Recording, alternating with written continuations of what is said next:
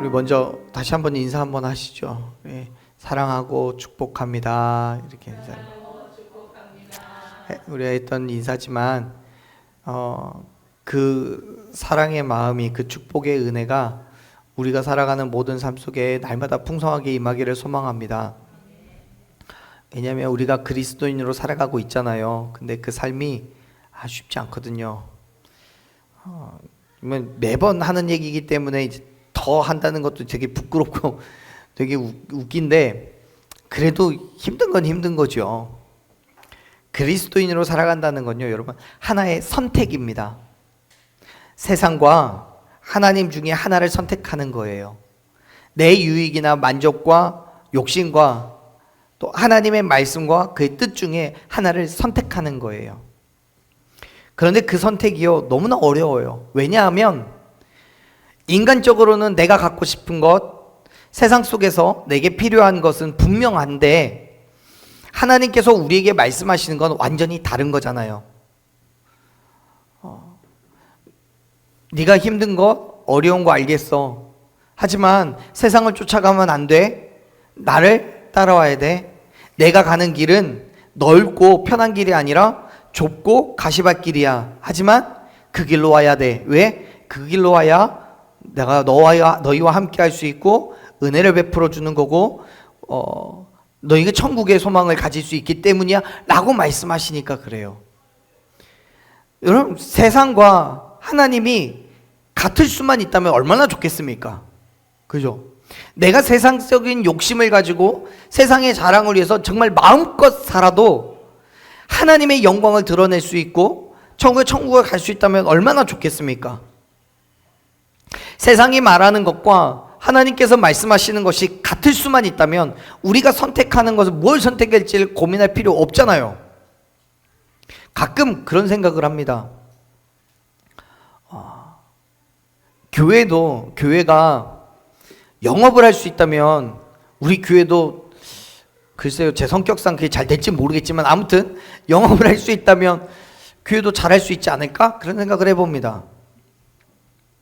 세상 사람들, 세상의 다른 자영업 하시는 가게들처럼 돈을 벌기 위해서 뭐든지 할 수 있다라고 생각을 한다면 교회가 성도를 자리를 채우고 또 물질로 많이 풍성해지기 위해서 뭐든지 할 수 있다라고 한다면 얼마나 좋을까? 정말 잘할 수 있을까? 우리 교회도 성장할 수 있을까? 그런 생각을 가끔 합니다. 하지만 그렇지 않잖아요. 그렇지 않아요. 왜요? 세상은 아담과 하와가 선악과를 따먹음으로써 이 땅에 죄가 들어왔고, 그래서 죄가 가득한 어둠의 땅이기 때문에 세상의 이야기와 하나님의 말씀이 절대로 동일할 수가 없습니다. 반면 하나님은 절대적인 선이시지요. 어떠한 죄도 하나님과 함께 할 수가 없어요. 요한일서 1장 5절 말씀을 보면 사도 요한은요, 하나님은 빛이라고 말씀하셨어요. 하나님께는 어둠이 조금도 없대요. 그럴 만큼 하나님께는 어떤 죄에 있어서도 용납하심이 없어요. 그렇죠. 하얀 백지 위에 정말 눈에 보이지 않을 만큼 아주 작은 점 하나만 찍어도, 볼펜으로 점 하나만 찍어도 그 점 굉장히 크게 잘 보입니다. 하얀 백지니까. 하지만 회색 빛깔에 뭔가 때 묻은 곳에 점 하나 찍는다고 그게 잘 눈에 띄지 않아요. 하나님은요, 백지 같은 분이세요. 어떤 죄도 없어요. 그 하나님께 우리가 점 하나를 찍을 수가 없어요. 어떤 죄도 용납하실 수가 없어요. 그렇기 때문에 세상이 말하는 것과 하나님은 함께 할 수가 없는 거예요. 바울도요, 갈라디아서 5장 17절에서 동일한 말씀을 하시거든요. 뭐라고 얘기하시냐면 육체의 소욕은 성령을 거스르고 성령은 육체를 거스른대요. 그래서 이 둘이 서로 대적해서 우리가 원하는 것을 하지 못하게 한다고 말해요. 성령을 따라가려고 하면 육체의 소욕을 하지 못하게 하는 거고, 육체를 따라가려고 하면 성령이 하는 일을 하지 못하게 해요. 그래서 그리스도인의 삶이 힘든 거예요. 우리는 분명히 이 땅에 살아가고 있기 때문에 육체를 따르는 것이 맞아요. 그래야 잘 살 수 있고요. 그래야 우리는 이 땅에서 말 그대로 성공한 삶을 살 수 있어요. 하지만 그렇기 때문에 세상을 쫓아 살아가야 된다라고 세상은 말하지만 우리는 그리스도인이기 때문에 그렇게 살 수가 없어요. 그럼에도 불구하고 사랑하는 여러분, 우리는 그리스도인이니까 그 힘듦과 어려움을 기꺼이 감당하셨으면 좋겠습니다. 우리가 성령을 쫓아서 그의 말씀에 순종하며 나아가면 그 모든 일들을 통해서 하나님의 나라가 세워지고 하나님의 영광이 드러나야 하기 때문에 그래요. 지금 바울이 행하는 것처럼 바울은 자신이 예수 그리스도의 복음을 온 땅에 선포하기 위해서 부르심을 받았고 그 복음의 일꾼이 되었다라고 말합니다.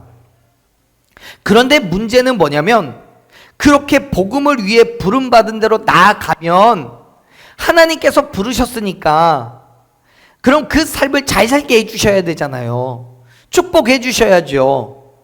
하나님께서 날마다 은혜와 또 평강과 안식을 주셔야 되잖아요. 그런데 현실적으로 보면 그렇지가 않은 거예요. 복음을 따라가는 삶에는 상상할 수 없었던 그 고난과 괴로움이라는 게 있어요.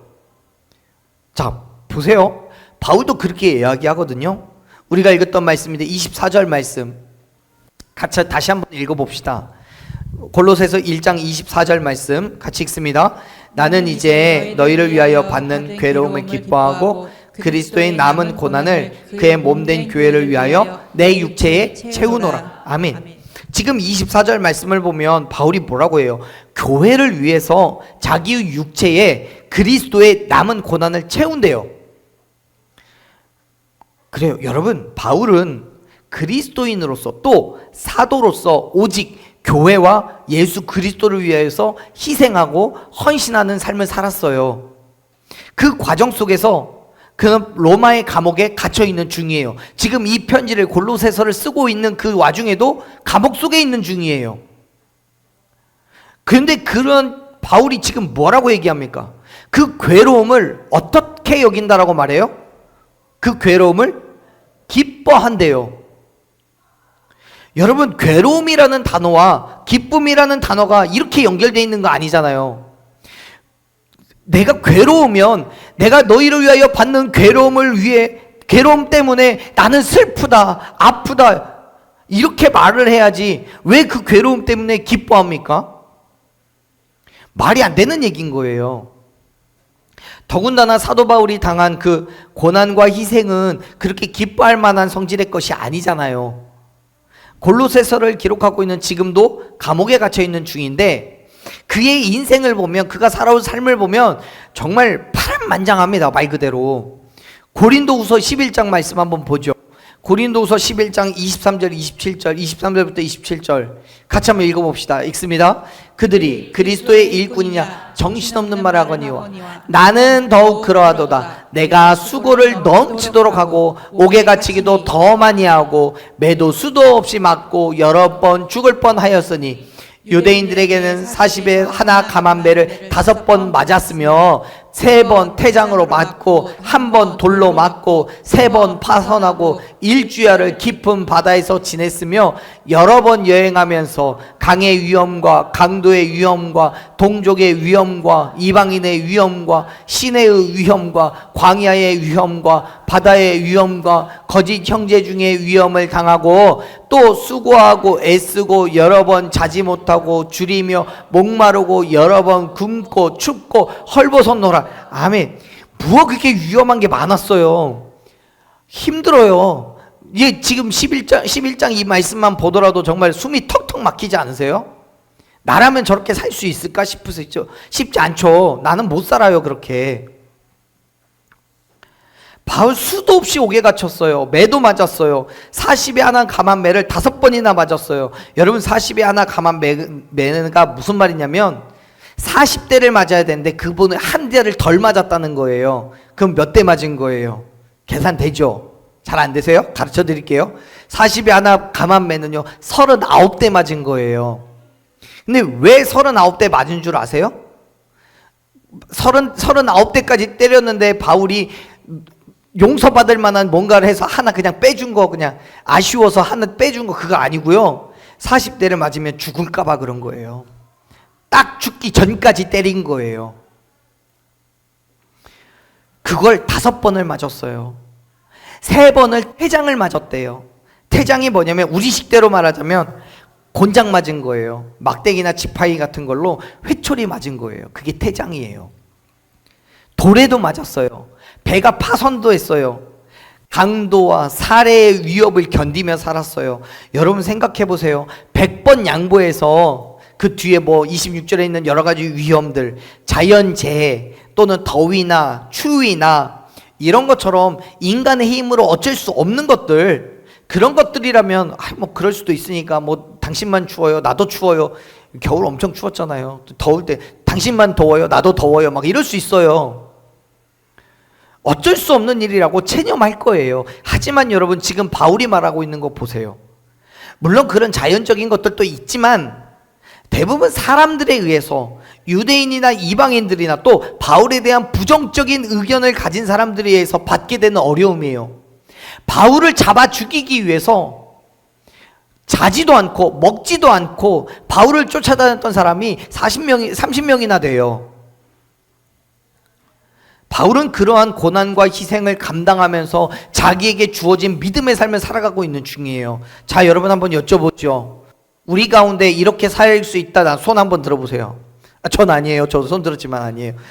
자, 이렇게 살 수 있다. 나는 예수님을 위해서 이렇게는 살 수 있다. 못 살아요. 저는 못 살겠어요. 어떻게 살아요? 차라리 그냥 딱 한 번만 눈 딱 감고 전 순교할게요. 이게 차라리 낫지. 여러분, 이게 전부가 또 아니에요. 우리가 읽었던 말씀이요, 골로새서 2장 24절 말씀에 그 중간쯤을 한번 보세요. 바울은요 여전히 예수님의 남은 고난을 자기 육체에 채우겠다라고 말해요. 우리 성경에서 남은이라고 번역되어 있는 헬라어는 뭐냐면 부족, 모자라는 것, 이런 의미를 가지고 있어요. 부족함이 보충되어야 할 사람이나 사물에 대해서 사용하는 단어가 이 남은이라는 단어예요. 그렇기 때문에 그리스도의 남은 고난이라는 건 뭐냐면 문자적으로 해석하면 그리스도께서 당하신 고난에 부족하여서 더 보충되어야 된다는 말이에요. 근데 여러분, 이 말이 오해가 되면 안 되는 게 예수 그리스도의 그 십자가의 고난이 우리를 구원하기에 부족하기 때문에 내가 더 고난받아야 된다라고 말하고 있는 게 아니에요. 그게 아니고 이미 예수님께서 당신이 감당해야 될 모든 고난을 기꺼이 감당하심으로써 완전한 구속은 이루어졌어요. 우리가 예수님을 믿기만 하면 그 모든 구원이 저와 여러분에게 주어진 줄로 믿습니다. 아멘. 근데 지금 바울이 말하는 건 예수님께서 감당하셔야 될 그 고난이 아니라 예수 그리스도의 복음을 전하기 위해서 감당해야 될 고난인 거예요. 그리고 기꺼이 그 고난을 나의 육체에 채우겠다라고 고백하는 거예요. 감당하겠다는 거예요. 그가 받는 고난으로 예수 그리스도의 복음이 전파될 수만 있다면, 또 복음을 전하다가 받는 고난이라고 한다면 기꺼이 그 고난을 기뻐할 수 있기 때문에 그 고난을 채우겠다라고 고백하는 거예요. 여러분, 그래요. 바울에게 있어서는 그가 받은 고난, 또 받게 될 고난들은 훈장과도 같은 거였어요. 마지막 날 예수님을 만나게 될 때, 오 바울아, 너 정말 수고했구나, 정말 애썼구나, 나를 위해서 받은 너의 고난은 곧 내가 받은 고난과도 같아야, 그만큼 나는 아파했고 또 그만큼 기뻐했고 또 그만큼 너에게 감사해, 고마워 라고 말씀하는 그 음성을 기대하는 거예요. 그래서 모든 고난을 바울은 어떻게 한다고요? 기뻐한다고요. 사랑하는 여러분, 저와 여러분 그리고 우리 교회가 채워 나아가야 할 예수 그리스도의 고난은 뭡니까? 그리고 그 고난을 우리는 얼마나 잘 감당할 수 있습니까? 우리가 믿음의 삶을 살아가는 그 모든 순간들은 단순히 교회를 다니는 그런 삶이 아니에요. 내가 사는 그 모든 시간들 속에서 우리는 복음을 전하고 있다는 사실을 여러분 기억하시길 바랍니다. 왜냐하면 나를 통해서 말씀이 선포되고 그 말씀이 실상이 되기 때문에 그래요. 현실이 되기 때문에 그래요. 내가 교회 다니는 것을 사람들이 알잖아요. 그렇다면 내 삶의 순간순간들이 그리스도인의 삶이 되는 거잖아요. 여러분, 공무원에게 왜 이렇게 높은 도덕성과 청렴함을 요구하는 겁니까? 뭐 때문에요? 그들은 공무원이니까요. 공적인 업무를 감당해야 되는 직업이잖아요. 자영업자들에게 어떤 서비스를 제공하는 사람들에게 왜 높은 고도의 서비스 정신을 요구하는 겁니까? 그들은 그 서비스를 해야 되는 사람들이니까요. 만약에 그렇지 않다면 공무원들이 도덕적이지 않고 청렴하지 않아요. 서비스맨들이 서비스를 하지 않아요. 그러면 자기의 책무를 어떻게 하는 거예요? 져버리는 거죠. 자기의 의무를 행하지 않는 거예요. 그들에게는 각각의 직업에 따라 그들에게는 필요한 성품이 있고요. 책임이 있어요. 의사는 의사로서의 성품이 필요한 성품이 있고요. 사업가에게는 사업가로서의 필요한 성품이 있어요. 당연히 목사에게도 그에 따른 필요한 성품이 있어요. 물론 공통적으로 모든 사람들이 가져야 될 성품도 있어요. 그런 거 말고 각각의 상황에 따라 필요에 의해서 요구되는 성품이라는 게 분명히 존재하잖아요. 마찬가지로 그리스도인들에게도요, 그리스도인이기 때문에 가져야 될 성품이 있어요. 특별히 우리가 진짜 그리스도인이라고 한다면, 그래서 그리스도를 본받는 사람이라고 한다면 내 삶의 모든 영역 가운데에서 예수 그리스도가 증거되고 있다는 건 당연한 거 아니겠어요? 그렇기 때문에 여러분, 때로는 고난이 있을 수 있어요. 괴로움도 있을 수 있어요. 어려움과 힘듦도 있어요. 그럼에도 불구하고 예수 그리스도의 삶으로 나아가야 함을 믿으시길 바랍니다. 나는 힘든 거 싫으니까, 나는 고난받는 거 싫으니까, 하나님은 둘째치고 세상에 법적으로도 불법을 행해서라도 나의 필요를 다 채우겠어. 내 만족을 다 채우겠어. 나는 힘든 거 싫어. 고난받는 거 싫어. 그래서 내 마음대로 내가 필요한 대로 채우며 살겠어. 라고 어떻게 살아요? 여러분, 우리가 그리스도인으로서, 특별히 그리스도인으로서 감당해야 되는 그 고난 가운데 하나님께서 부어주시는 은혜, 그 고난을 통해서 이루실 하나님의 일들을 기대하시기를 바랍니다. 여러분, 우리가 겪는 고난은요, 우리가 겪는 괴로움은, 그리스도인으로서 겪는 그 어려움은요, 절대로 공짜가 아닙니다. 뭐가 아니에요? 공짜가 아니에요. 보세요. 바울 사도가요, 자기가 겪고 있는 그 고난의 의미에 대해서 이렇게 말씀해요. 우리 읽었던 말씀이지만 25절 말씀, 골로새서 1장 25절 말씀 읽습니다. 내가 교회의 일꾼 된 것은 하나님이 너희를 위하여 내게 주신 직분을 따라 하나님의 말씀을 이루려 함이라. 아멘. 여러분, 바울은 자신이 감당하는 그 고난이 하나님의 말씀을 뭐 한다고요? 하나님의 말씀을 이룬다라고 말해요. 바울은 앞에서 말씀드렸던 고린도후서 11장 23절에서 27절까지 있었던 그 말씀, 그 모든 어려움과 고난과 괴로움, 위험들, 이런 것들이 있었음에도 불구하고 하나님의 계획과 그 계획을 이루어가는 열심을 가지고 살았어요. 바울에게 있어서는 세상의 가치가 자기 삶의 기준이 아니었어요. 물론 예전엔 그랬죠. 그가 예수님을 만나기 전에는 사람들의 칭찬과 평가가 중요했어요. 율법을 목숨처럼 여겼고 사람들의 인정을 받기 위해서 최선을 다했어요. 하나님을 섬긴다고 했지만 자기의 욕심과 만족을 채우고 그것이 삶의 이유였고 그렇게 살면 구원을 받는다라고 믿었어요. 많은 사람들이 자기를 바라보면서 우와, 저 사람은 정말 예수 하나님 믿는 사람, 저 사람은 율법을 잘 지키는 사람, 이렇게 인정해주면 자기는 천국 간다라고 생각했어요. 그런데 여러분, 부활하신 예수님을 만난 이후에 바울은 평탄한 삶을 포기해요. 물질의 풍요함, 그가 바리새인으로서, 유대인으로서 받을 수 있는 명성, 존경 다 버렸어요. 배설물과 같이 여겼다라고 성경은 기록해요. 세상 사람들의 눈에는 그게 너무도 어리석고 결국엔 세상의 비난과 조롱 속에서 죄인의 신분으로 전락한 실패자처럼 보이겠지만, 하지만 여러분, 바울은 절대자이시고 삶의 주관자이신 하나님의 계획을 알았기 때문에 하나님의 칭찬과 하나님의 평가를 생각하면서 전심으로 하나님을 섬겼음을 여러분 믿으시길 바랍니다. 자기를 향한 하나님의 계획을 알았어요.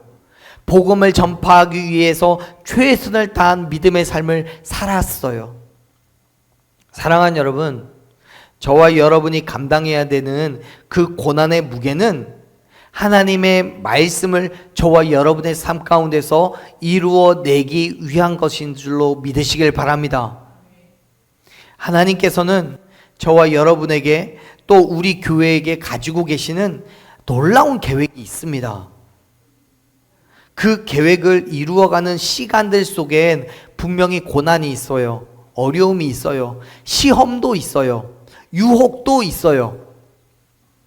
하지만 여러분, 그 모든 시간들이 결코 헛된 것이 아님을 믿으시길 바랍니다. 참아내고 견뎌내고 그 모든 시간들을 감당해낼 때 하나님께서는 우리의 모든 삶을 통해서 당신의 뜻을 이루어 가신다는 것을 여러분 기억하시길 바랍니다. 바울이 그렇게 고백합니다. 로마서 5장 3절 4절 말씀을 같이 한번 읽어볼게요. 로마서 5장 3절 4절 읽습니다. 다만 이뿐 아니라 우리가 환난 중에도 즐거워하나니 이는 환난은 인내를, 인내는 연단은 소망을 이루는 줄 알미로다. 아멘.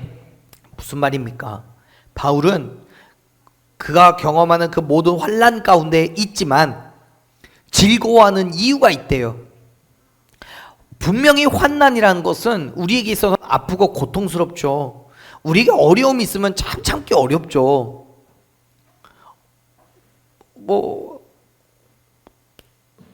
한 대 맞았는데 안 아프면 그게 예수님 때문에 맞는 거라고 안 아프면 그게 이상한 거죠. 아프죠, 당연히. 하지만 여러분, 그 환난을 인내함으로 견뎌냈을 때 그 인내로 우리가 훈련을 받고 그 훈련을 통한 결과로 소망을 이루기 때문이라고 선포하잖아요. 사랑하는 여러분, 지금 환난의 시간을 겪고 계십니까? 어떤 아픔과 괴로움이 있으십니까? 특별히 예수님을 믿는다는 것 때문에, 그리스도인이라는 것 때문에 내가 무엇인가를 포기해야 되고 내가 무엇인가를 세상의 가치를 내려놓아야 되는 것이 있습니까? 그것이 있다면 여러분 기쁨으로 내려놓으시기를 바라요. 기쁨으로 포기하시기를 바라요. 지금까지 우리를 붙드셨고 모든 어려움 가운데서도 넘어지지 않도록 역사하신 하나님이 지금 내가 또다시 경험하고 있는 이 아픔으로 또다시 내가 포기해야 되는 그것으로도 여전히 우리 가운데 역사하시고 우리를 통하여 크고 놀라우신 일을 행하시는 줄로 믿으시길 바랍니다. 소망을 이루신 줄로 믿으시길 바라요. 하나님께서 계획하신 그 뜻대로 저와 여러분의 삶을 이끌어 가시고 모든 힘듦과 어려움 가운데 참아내고 견뎌냄으로써 우리가 궁극적으로는 천국의 소망을 이루어 가는 거잖아요. 저와 여러분을 통해서 하나님의 말씀이 성취되는 거예요. 그렇기 때문에 사랑하는 여러분, 당연히 그리스도인 된 삶의 모습에 고난이 있죠. 괴로움도 있죠. 하지만 하나님께서 우리에게 가지고 계신 그 계획하심으로 살아가시기를 바랍니다. 저와 여러분의 삶에 분명히 예수 그리스도가 드러나야 돼요.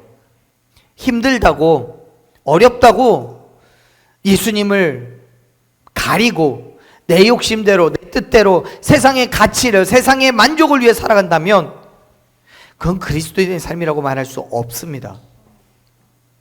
바울은 이렇게 설명을 해요. 26절 읽어볼게요. 26절 읽습니다. 이 비밀은 만세와 만대로부터 감추어졌던 것인데 이제는 그의 성도들에게 나타났고. 아멘. 자, 바울은 말합니다. 비밀이 있는데 그 비밀이 누구에게 나타났어요? 누구에게 나타났어요? 성도들에게 나타났어요. 비밀이 있대요. 근데 그 비밀이 성도들에게 나타났어요. 나타나기 전에는 감춰져 있었겠죠. 근데 언제까지 감춰져 있었어요? 만세와 만대로부터 감춰져 있던 거예요. 굉장히 긴 시간 동안 감춰져 있던 그 비밀이 성도들에게 나타났어요. 그러면 여러분, 성도가 아니라면 이게 나타날 수 있어요? 없어요? 없어요. 성도라면 나타나야 돼요? 안 나타나야 돼요? 나타나야 돼요. 비밀이 나타나야 돼요. 여러분, 저와 여러분이 성도라고 한다면 그 비밀이 나타나야 되는 거예요. 아멘? 근데 그 이 비밀이 뭐겠습니까? 이 비밀은요, 뒤에 27절에 나와요. 27절 읽어볼게요. 하나님이 그들로 하여금 이 비밀의 영광이 이방 가운데 얼마나 풍성한지 알게 하려 하심이라. 이 비밀은 너희 안에 계신 그리스도시니. 여러분, 비밀이 뭐예요? 그리스도예요. 근데 그 26절로 다시 가볼게요. 그 비밀이 성도들에게 어떻게 됐어요? 나타났어요. 그러면 성도들에게 나타난 건 뭐예요? 그리스도예요. 그리스도예요. 성도들에게는요, 그리스도가 나타나야 되는 거예요. 여러분의 삶 가운데 여러분이 성도라고 한다면 세상 가운데 그 그리스도가 나타나야 돼요? 안 나타나야 돼요? 나타나야 돼요. 그 비밀을 나중에 말씀드리려고 했는데 벌써 얘기했어요. 여러분, 예수 그리스도가 나를 통해서 나타나야 돼요. 알려져야 돼요. 세상 가운데 드러나야 되는 거예요. 예수 그리스도가 곧 구원이요 진리요 생명이라는 것을 바울은 알았고 깨달았고 그것을 성도들에게 가르쳐 주었고 너희들을 통하여서도 이 비밀이 드러나야 된다라고 말하고 있고요. 그래서 우리는 세상 가운데 나아가서 예수가 곧 길이요 진리요 생명이라는 것을 드러내야 되는 거예요. 아멘. 그러한 믿음이 모든 성도들에게, 저와 여러분에게 나타나야 할 비밀인 거예요. 사랑하는 여러분, 우리가 만난 예수 그리스도께서 구원의 소망이 되심을 믿으시길 바랍니다. 예수 그리스도를 믿음으로 인해서 구원을 얻는다는 사실은 사실 감춰져 있었던 거예요. 하지만 모든 성도들에게 나타났어요. 깨달아졌어요. 그런데 여러분, 그게 다가 아니에요. 하나님의 비밀이 나타났고 우리가 깨달은 것으로 다 끝난 게 아니에요. 이것은 하나님이 영원부터 감추셨던 비밀을 성도들에게 나타내신 목적이라고 할 수가 없어요. 우리가 그 목적은 하나님의 비밀을 모르는 사람들에게 가르쳐주기 위한 목적이에요. 다시 말해서 하나님의 비밀을 깨달은 사람들, 즉 모든 성도들에게는 책임이 주어진 거예요. 그 비밀을 선포해야 할 사명이요. 무슨 말이냐면 성도들이 깨달은 비밀, 즉 예수 그리스도로 인해서 구원을 받는다는 사실이 이방인들에게 알게 해야 될 책임이 성도들에게 있다고 말하는 거예요. 물론 여기에서 말하는 이방인이라는 건 27절에서 말하는 그 이방인이라고 말하는 건 이스라엘 사람들이 아닌 그 이외 나라 사람들을 말하는, 이외 민족 사람들을 말하는 것이기도 해요. 하지만 이건 오늘날에 있어서 이방인들은 누구냐면 예수님을 믿지 않는 사람들을 말해요. 예수님을 민족 상관없이, 시대와 나라를 상관없이 예수님을 믿지 않는 모든 사람들이 이방인이에요. 그들에게 가르쳐 줘야 될 책임이 있다는 거예요. 마가복음 16장 15절 말씀을 보면요, 예수님께서는 제자들에게 온 천하에 다니면서 만민에게 복음을 전파하라고 말씀하셨어요. 만민에게, 모든 사람들에게요. 그리고 그 명령은 예수 그리스도를 믿음으로써 하나님의 자녀가 된 저와 여러분에게도 동일하게 주어진 명령인 줄로 믿습니다. 우리가 해야 할 일인 거예요. 자, 28절 말씀을 읽어볼게요. 28절 읽습니다. 우리가 그를 전파하여 각 사람을 권하고 모든 지혜로 각 사람을 가르침은 각 사람을 그리스도 안에서 완전한 자로 세우려 함이니. 아멘. 바울은 우리가 예수님을 전파해야 된다라고 말해요. 여기 이 전파하다라고 번역되는 헬라어는요, 지속적인 상태 또는 습관적인 행위를 나타내는 성격의 동사입니다. 지속적인 상태 또 습관적인 행위를 나타내요. 다시 말해서 바울은 자신의 삶 속에서 지속적으로 또 습관적으로 그리스도를 선포하고 있다는 거예요. 또 우리에게 그렇게 해야 된다라고 말하고 있는 거예요. 그 삶을 통해서 각 사람에게 권하고 가르쳤어요. 그리스도인의 삶이 어떠한 것인지 그 방향을 제시하고 교훈하고 때로는 책망하기도 했어요. 그런데 그 일을 자기 혼자만 하고 있는 것이 아니라 우리가 28절에 처음에 써있죠. 우리가 라고 써있어요. 우리가 하고 있다잖아요. 예수 그리스도를 믿는 모든 자들이 함께하고 있는 일인 거예요. 그래요. 사랑하는 여러분, 우리는, 저와 여러분은 우리의 삶의 모든 영역 가운데에서 내가 알거나 모르거나 지속적으로 또 습관적으로 예수 그리스도를 선포하고 있음을 믿으시길 바랍니다. 내가 알거나 모르거나 나를 통해서 예수 그리스도가 선포되고 있는 거예요. 문제는 뭐냐면, 자, 여기서 중요합니다. 문제는 뭐냐면, 내가 잘 살고 있으면 잘 사는 대로 제시하고 교훈하고 책망하고, 못 살고 있으면 못 사는 모습 그대로 예수님이 선포된다는 거예요. 내가 교회 다니는 거 알잖아요. 교회 다니는 내가 정말 잘 살고 정말 예수님을 믿는 사람처럼 정말 성실하고 정직하고 예쁘게 살아가고 있으면 그게 예수님의 모습이다라고 사람들을 보는 거고, 교회 다니고 있는데 맨날 거짓말하고 욕하고 싸움하고 시비 걸고 이러고 있으면 교회 예수님이 저런 모습이구나라고 받아들인다는 거예요. 내가 어떤 모습으로 살아가든지 믿지 않는 사람들이 볼 땐 그 모습이 그리스도인 거예요. 그래서 바울이 뭐라고 해요? 디모데후서 2장 15절에서 이렇게 말해요. 우리 같이 읽어봅시다. 디모데후서 2장 15절 읽습니다. 너는 진리의 말씀을 옳게 분별하여 부끄러울 것이 없는 일꾼으로 인정된 자로 자신을 하나님 앞에 드리기를 힘쓰라. 아멘. 여러분, 진리의 말씀을 옳게 분별하여서 부끄러울 것이 없는 일꾼으로 인정된 사람으로 살아가래요. 세상 속에서요. 세상에 누가 나를 보더라도 내 모습이 정말 살아서 역사하시는 하나님의 모습으로 예수 그리스도의 삶으로 보여져야 된다고 말하고 있는 거예요. 그걸 힘쓰라고요. 사랑하는 여러분, 그런 측면에서 우리는 잘 살아야 됩니다. 자, 우리 한번 앞뒤 좌우 계신 분을 바라보면서 이렇게 고백하자. 잘 사십시다. 잘 사세요. 바르게 예수님을 알아야 되고요. 바르게 믿어야 되는 거고요. 바르게 따라가야 돼요. 그래서 어디 교회 다녀야 돼요? 바른 교회 다녀야 돼요. 바르게 믿으셔야 돼요. 우리의 모습이 다른 사람들에게는 믿음의 기준이 된다는 사실을 기억하시길 바라요. 뭐가 된다고요? 믿음의 기준이요. 부담스러우시죠? 부담되셔야 돼요. 그래야 건강한 긴장감이 생기는 거예요. 삶의 모습에 조심하게 되는 거예요. 그렇게 살아가며 그리스도 안에서 우리는 뭐 해야 되냐면 28절 말씀의 마지막에 보면 그렇게 설명하죠. 바울이요. 그리스도 안에서 완전한 자로 세워진다고요. 그렇게 살아야 우리는 그리스도 안에서 완전한 자로 세움을 받는 거예요. 28절 마지막에 바울은 자신이 그렇게 복음을 전하면서 각 사람들에게 권하고 가르치는 이유를 말씀합니다. 그리스도 안에서 완전한 자로 세우려고 그런다고요. 여기서 우리가 집중해야 되는 단어가 뭐냐면 세움이라는 단어도 있지만 그리스도 안에서라는 거예요.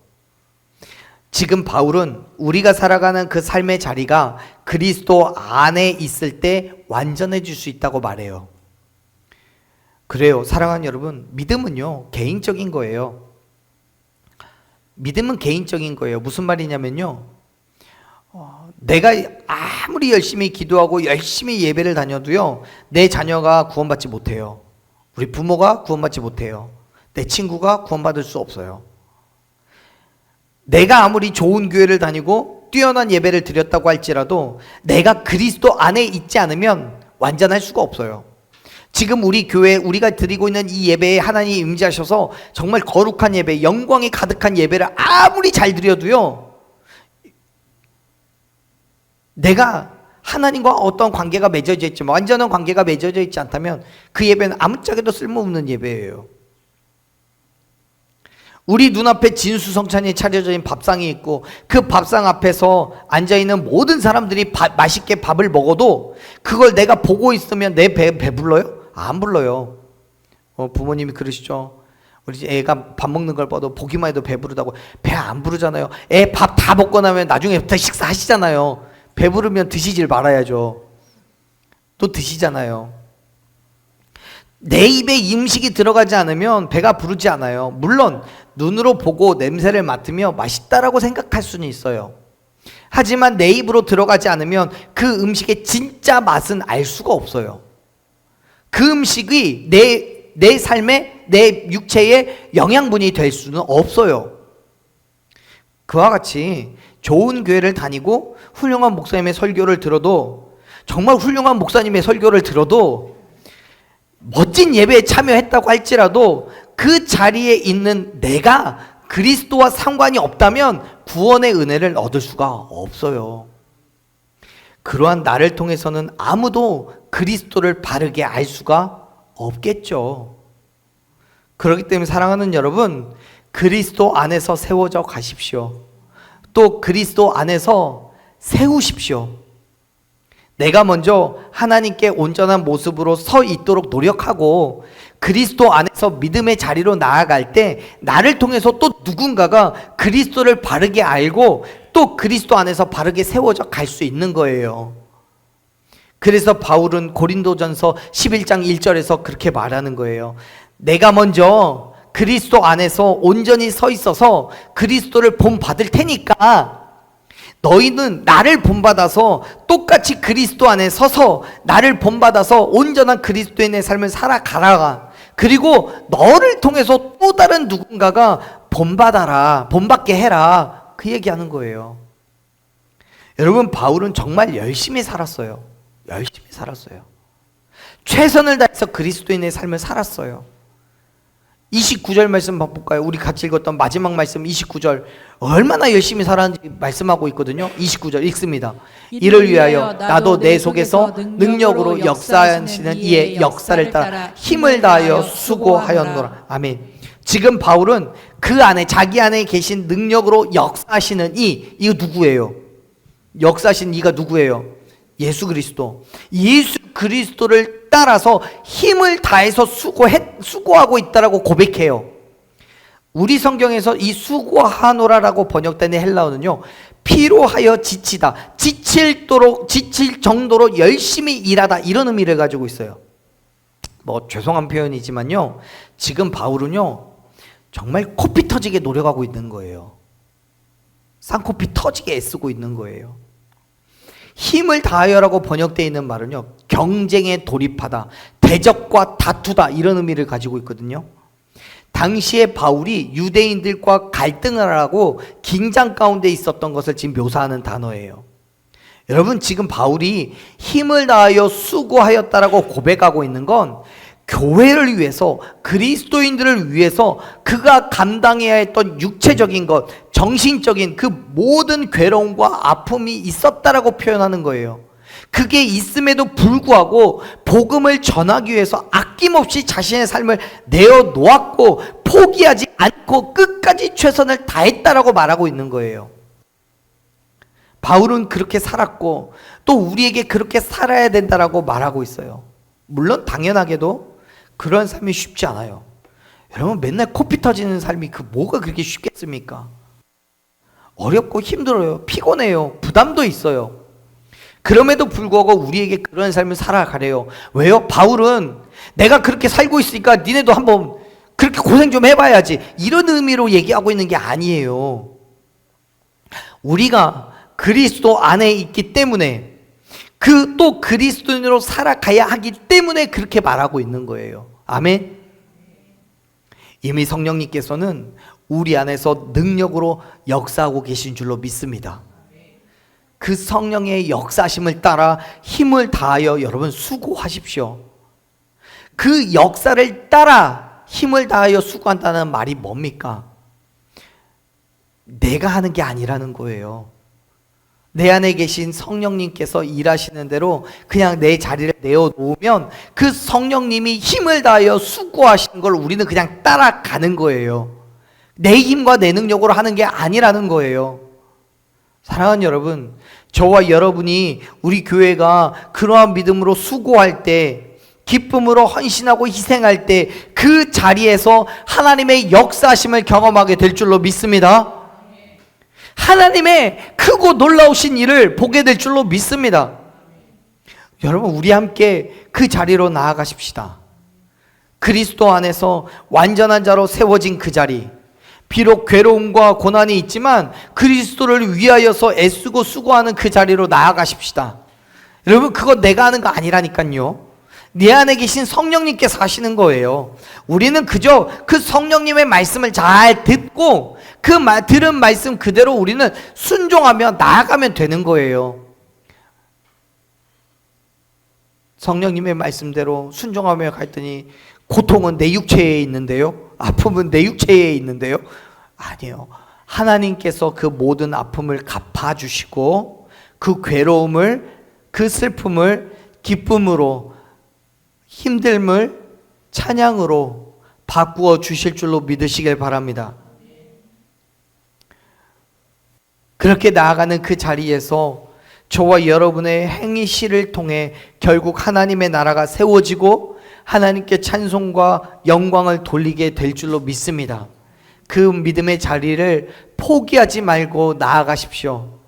성령 안에서 성령님께서 행하시는 그 일을 따라 그 믿음의 삶의 자리로 한 걸음 한 걸음 걸어 나아갈 때 우리를 통해 이루신 하나님의 일들을 보게 될 줄로 믿습니다.